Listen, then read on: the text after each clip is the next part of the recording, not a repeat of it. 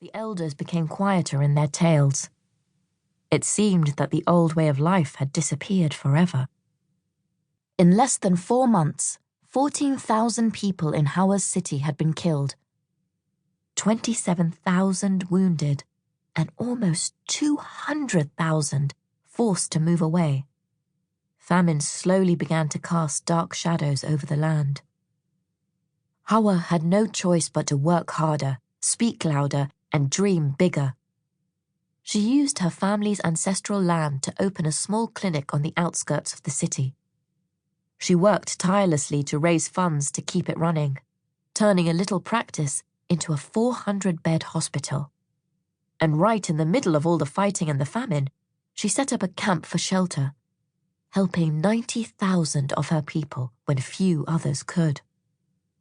When one day soldiers came with their guns blazing, threatening Hawa with violence and death, she stood her ground. When they tried to make her feel small for being a woman, she stood tall instead. "You are a young man," Hawa said, unarmed and without fear, to one of them. "What have you done for your people?" Bewildered, the soldiers walked away, leaving Hawa unharmed. Unfortunately, that wasn't the last Hawa saw of them. For years afterwards, the soldiers came back, continuing to threaten her, and on one occasion, arrest her. Despite this, Hawa didn't buckle. To this day, she stays strong. Hawa now has daughters of her own.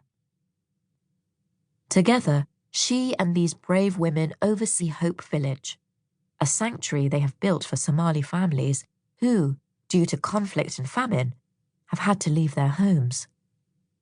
Even though Somalia is still war-torn, even though its buildings and its people have fallen, and even though it seems like everything is lost, Hawa still hopes for the day when the Somalia she once played in emerges once more into the sunlight. Interesting fact. In 2010, Dr. Hawa Abdi was kidnapped by rebel soldiers and held hostage. She was finally released after women from her village protested, and Dr. Hawa Abdi demanded a written apology from her kidnappers, which they gave.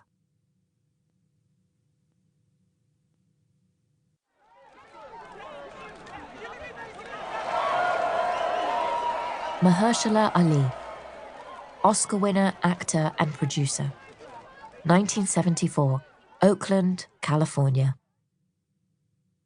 It was the winter of 1974, and in the busy city of Oakland, California, Mahershala Hushbaz Gilmore, known as Mahershala, was born.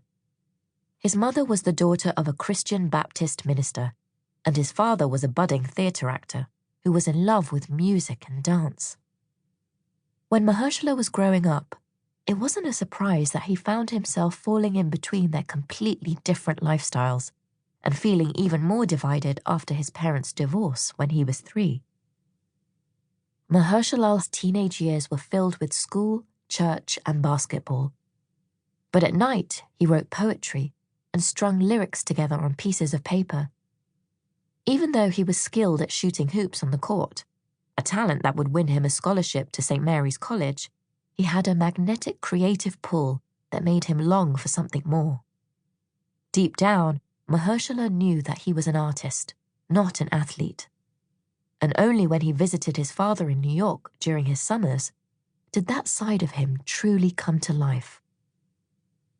New York was a city bursting with colors and cultures, and Mahershala's father took him to museums, cinemas, and even shows on Broadway. He watched dancers swing across stages, hummed to old songs that made his feet tap, and lost himself in the stories of the past. Mahershala listened to his father's tales too, of filmmaker Spike Lee and actor Robert Townsend, and his frustrations that there were so few black actors working in cinema. It just wasn't good enough. His father, Philip, wanted to see his own people on screen, and he worked tirelessly to make it happen. He didn't know that his words had planted seeds that would set Mahershala on his own path to stardom. Back home in Oakland, Mahershala grew close.